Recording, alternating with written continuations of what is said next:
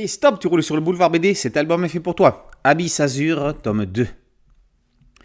Ryu est une sirène qui a commis l'irréparable. Elle est tombée amoureuse d'un humain et par cette faute se trouve emprisonnée par les siens. Son ami Joe ne compte pas la laisser tomber. Elle prend une pilule pour devenir humaine et file vers la surface afin de retrouver Yuki, l'amour de Ryu, afin qu'il l'aide à s'évader. Pour cela, il va falloir le convaincre. Pas facile pour une sirène de vivre en tant qu'humaine, surtout que tous ne sont pas bienveillants, et surtout ceux que l'on pourrait croire humains et qui ne le sont pas vraiment.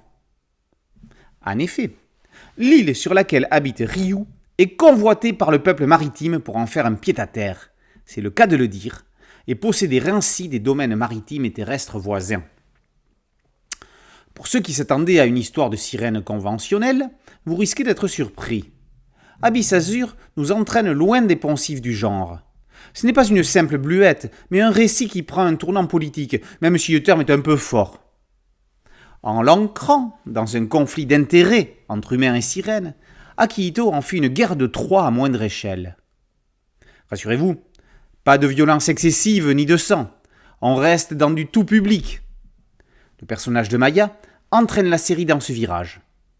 Cet ex-agent de surveillance des eaux de surface était chargé d'empêcher les contacts humains-sirènes. Aujourd'hui, il propose à Joe de redevenir sirène, d'effacer son crime et de libérer Ryu. Mais si c'est au prix de renoncer à Yuki, Joe risque de ne pas marcher dans la combine. Ce serait trahir sa meilleure amie. Cette histoire de sirène serait donc plus proche de Splatch que du conte d'Andersen.